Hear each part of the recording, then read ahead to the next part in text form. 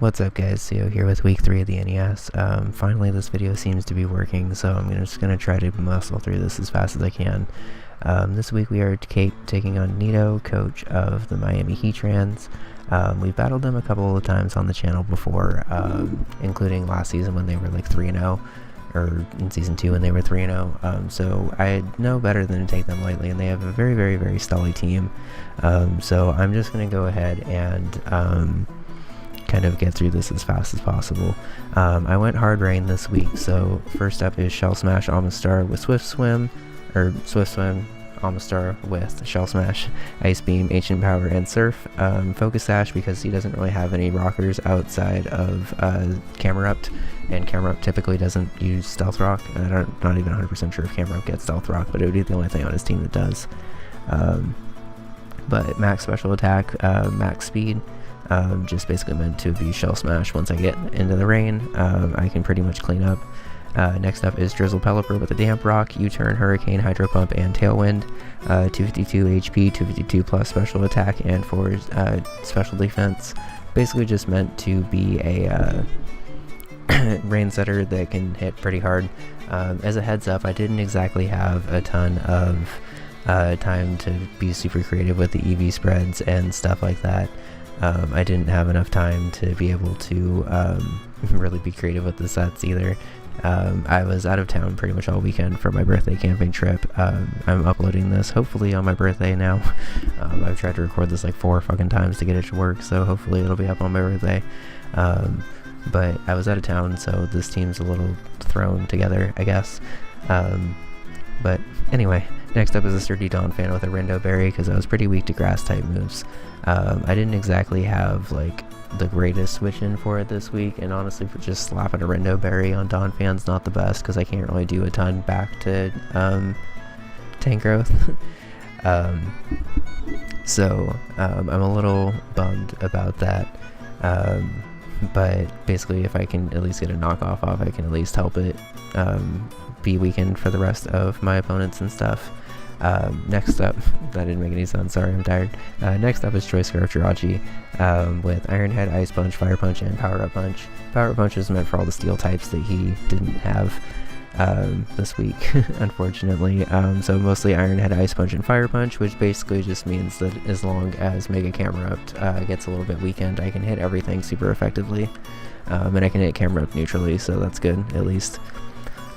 Next up is Azumarill, who's probably the most like heat set of the week, I guess. It's a Sap Sipper Leftovers set with Whirlpool, Parasong, Toxic, and Protect. Max HP, max plus special defense. Whirlpool and Parasong together basically mean that I can trap something, and then Parasong will kill it in 3 turns automatically if it stays in that long. So it's basically forced to stay in and die while I can switch out safely. And then finally we have Beedrill with Beedrillite, obviously, with U-Turn, Poison Jab, Drill Run, and Knockoff, max attack, max speed, and 4 special defense. It works a lot better for the stuff that he actually did not bring this week, but Beedrill can still hit a lot of stuff pretty hard because it's just pretty strong. By the way, I just watched the Chargers completely blow a comeback in the last second, thanks to Shelby Harris block. Shelby Harris used to be on the Raiders, so it's a little annoying the Elder Broncos win, but at least he stuck it to the Chargers one more time. So anyway, finally getting into this game. I am very scared of Trick Room this week, both in team prep and what he ended up bringing this week. It seemed like a pretty reliable answer for him because he didn't really have a lot of answers to my speed besides just reversing it. If you don't know what Trick Room is, it's basically a mode that you can play where you reverse the speed tiers for 1 turn, or for 4 turns. So you end up having slower stuff move faster and faster stuff moving slower. I was pretty prepared for this because that kind of seemed like it would be the first thing that he would try to do this week, and it ended up being pretty obvious that Dusclops was here for that. So my main plan is to get Dusclops dead as early as possible. I really also need to try to trap Tangrowth if possible. While I have answers to it like kind of strewn about the team in terms of super effective hits, I also don't want it to just be pivoting in and out all game. So I'll try to kill it as fast as possible, especially since Amistar's quad weak to it, Azumarill looks like it's weak to it but it's actually immune to it, and Donphan looks like it's weak to it but has a Rindo Berry. Pelipper will be useful for setting up the rain to defensively counter Mega Camerupt and whatever it wants to do, as well as setting up the rain offensively for myself with my Shell Smash Amistar, and Beedrill's basically just here to pivot. So I'm going to forward a little bit. I'm going to lead Donphan because his hazard removal is Mandibuzz, obviously. If he doesn't have Defog on Mandibuzz, then I'm able to break multi-scale as well as do good neutral damage to pretty much everything on his team. And as long as I apply enough pressure to Mandibuzz, I'll either be able to set up on it or force it out before it has a chance to defog. Before I go for the rocks here, by the way, he goes for a Frisk and sees that I have a Rindo Berry, so he's not pressure. I didn't really expect him to be pressure, but nice to know. If there's any item that I would have liked him to Frisk besides the Beedrillite, I guess, it probably would have been the Rindo Berry because it's not super useful. Like I can't really do a ton back to Tangrowth, and unless Fleur just has Energy Ball, that's the only real coverage you can have. Mega Camerupt is actually very good with Secret Power if like he had a Tapu to go with it, but since it doesn't get those Nature Power boosted like Energy Balls or Thunderbolts or whatever, it's not quite as scary as it could be, I guess. But anyway, getting back to the battle at hand, I'm kind of rambling, I guess. He ends up frisking my Rindo Berry, so I just decided to stay and go for a knockoff because I figure I can get a knockoff on something. I end up knocking off the Eviolite, which is nice. I was also hoping he would potentially go Mandibuzz so I could knock off leftovers, but knocking off a Eviolite is like even better, I guess. Unfortunately, he burns me, so my Ice Shards to Dragonite aren't going to do quite as much now. It's okay, because I'll just get rocks up here and then try to basically break it and keep Dragonite weaker that way. He ends up going for a Trick Room here, as I expected. Like I kind of talked about in the preview, I had wholeheartedly expected him to go Trick Room this week with how slow his team was compared to mine. So I prepared pretty intensely for it, even though I have a bunch of speed raising stuff. So I'm going to go into my direct answer for both of his Trick Room abusers. I expect both Mega Camerupt and Florges to be like the main Trick Room abusers this week, with Tangrowth being like a pivot and Dragonite being the late game extreme speed, possibly Choice Banded Choice extreme speed and stuff. So I don't think he's going to go Dragonite, basically. So I honestly predicted Mega Camerupt here because I just wanted him to get the most out of his Trick Room. He instead made like a kind of safe defensive pivot for him to go Tangrowth. Normally I would be like, fuck, I just got red really hard, because then I would have to try to switch into a grass type attack with the roster that I have, which doesn't work. But as I said in the preview, I'm actually Sap Sipper this week, so I'm going to go ahead and take whatever he wants to go for here. Trapping this thing with Whirlpool Perish Song would actually be completely ideal, especially since it also stalls out Trick Room turns. So like absolutely perfectly. He goes for Seed Bomb. I land Whirlpool, which is something I was really nervous about actually. Land the Perish Song, so all Pokemon that are affected here are going to die in 3 turns. He actually has a very good prep in bringing Poison Jab also. I'm not really like super weak to Poison outside of Azu, so it's kind of weird that he brought like redundant coverage, but it ended up working out well for him. So in 2 turns things are going to die. I also have Toxic on this Azumarill, but I kind of don't want to show it off yet in case I get a chance to show it off later. And it's not really going to matter very much because Tangrowth is going to die in like a turn or 2 anyway. So even though it's kind of weird, I don't really have anything to lose here by going for a double protect, so I'm going to go for it. I end up getting rewarded by actually getting a double protect. It's a 50-50 if you use protect twice, if you're actually going to get it 2 times or not. Like the first time is guaranteed, and then from there you have like a 50% chance, and then from there a 25% chance or something like that. So I basically want a coin flip there to get my protect off, which is nice. So I get my leftovers, he gets hurt by Whirlpool, and then basically both of us have our Perish counter drop to Perish next turn. I'm going to go ahead and get out because I can. He can't leave because I was in that turn. He goes for a Poison Jab, which is even more better for me. I don't think more better is actually a word, but whatever.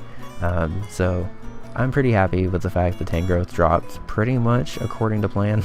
Like, I really don't think I could have asked for that to be any better. Even in practice games, it seemed to, or practice games. I only had one practice game this week. Thanks, Nerd, by the way, for bringing this team, because he basically brought all 6 of these things. Different sets, but he brought all 6 of the things that Nito ended up bringing, which is kind of cool. So I'm in with Jirachi, and Jirachi honestly hits pretty much everything pretty hard. He goes Mandibuzz here, and I don't really want to take a foul play because I am max physical defense or max physical attack. Ice Punch is only going to do about 35%, and I think he might have leftovers, so I don't think it's going to be a 2-hit KO, and it's not worth taking the foul play right now. So I ended up just going Pelipper because it's the weakest physically attacking thing on my team, as well as it can kind of just take whatever. He goes for a knockoff, so unfortunately any other times I set up Rain in this game, it's going to be 5 turns. This first time it's going to be 8 turns, so, you know, it should be fine anyway. I don't necessarily need the Rain to help me sweep with Amistar this week, especially since I have Focus Sash, Shell Smash, which is hard to say. But I think I'll be okay, even if I can get the Rain up, I guess. So I'm just going to go for a U-turn here because I predict him not to stay in. A Hurricane's going to actually do a pretty decent amount of damage. So I end up just U-turning into Mega Beedrill here, because I haven't actually Mega Evolved yet. Poison Jab is going to do a decent amount of damage to pretty much anything. And since I have the Rain up, even if he goes Mega Camerupt, I can basically just go hard Amistar or Pelipper and be fine. So I'm just going to go for the Poison Jab and get my Mega Evolution off. If he stayed in, he would have died. Obviously, he switched out. Actually frisked the thing that is even less useful for him to know, since obviously I'm a Mega Beedrill. And even though these are resisted, that's still a 2-hit KO from 2 resisted attacks, which is kind of ridiculous. Even without Naviolite, Dusclops still has like base 130 defense, so it's still pretty defensive. I don't think he actually had much defense investment because he had Will-O-Wisp, so I imagine that he was a Violite, maybe like max special defense or something. But I don't know. Anyway, Beedrill gets its first kill of the season, which is kind of cool. So I end up just U-turning into my safe Amistar here.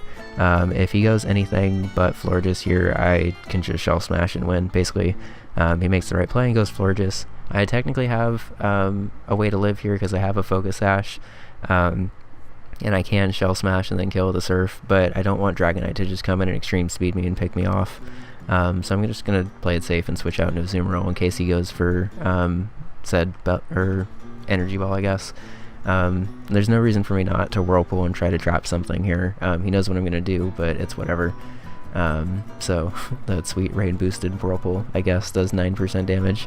Obviously the damage from Whirlpool is not what you go for when you use Whirlpool. It's more just to trap stuff and keep it in. Whirlpool Perish Song is a pretty cool set, though. I think a lot of Azumarills nowadays basically just run Belly Drum or Choice Band, or just like 100% offensive. But this thing does have a lot of cool defensive or support options as well, and I'm glad that I actually got to show it off. He unfortunately has U-turn. By the way, that's a lot of text. He unfortunately has U-turn, so I'm actually just going to go for a Toxic here because obviously he's not going to actually stay in and die willingly. The fact that he does not get rid of the Toxic here shows me he's not Lumberry. He could potentially be Z-move, he could potentially be Weakness Policy. I'm not sure what this Dragonite is yet. So I'm just going to stay in and try to Perish Song in case he is Dragon Dance, just to absolutely force him out. He ends up just going for the extreme speed and picking me off, which is probably the safer play, I guess. There wasn't really a lot I could do, but obviously that Azumarill had annoyed him for far too long.